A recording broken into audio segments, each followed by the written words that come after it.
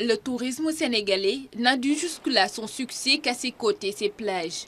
Pourtant, le pays regorge de plusieurs sites classés patrimoine historique de l'UNESCO, tels que l'île de Gorée, la ville de Saint-Louis et récemment le delta du Saloum et le village Bassaré, situé à environ 700 km au sud-est de Dakar. Pour valoriser ce patrimoine culturel et en faire un produit touristique, les autorités du secteur ont tenu un séminaire pour échanger sur les stratégies devant conduire à l'atteinte de ces objectifs. Le département s'est engagé depuis quelques années, à côté des professionnels privés, à diversifier le produit touristique. Diversifier le produit touristique, cela signifie mettre en exergue l'ensemble du potentiel de notre pays. Et vous, comme vous le savez, nous avons du potentiel dans bien d'autres domaines. Et en particulier, c'est le thème d'aujourd'hui, dans le domaine culturel. Et à ce titre, la mise en valeur du patrimoine culturel dont dispose notre pays est un atout très important que nous pouvons vraiment exploiter.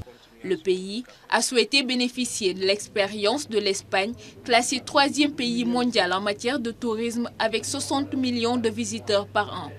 Le Sénégal compte déjà avec tous les atouts pour devenir un point de référence. Il y a une énorme richesse naturelle, il y a un patrimoine matériel très intéressant, il y a un patrimoine immatériel dont le meilleur représentant est le dynamisme de sa culture, et surtout il y a un peuple accueillant et hospitalier qui vraiment veut encourager le tourisme dans ces pays. Ce sont des atouts indéniables qui peuvent faire du Sénégal une destination touristique de référence, sans doute. En fait, l'ambition était tout simplement très noble. Elle consistait à créer, on va dire, une forme de partenariat, de pont entre le Canada et le Sénégal, entre le Canada et le reste de la francophonie, entre le Canada et l'Afrique, tout simplement du point de vue culturel, mais également du point de vue académique.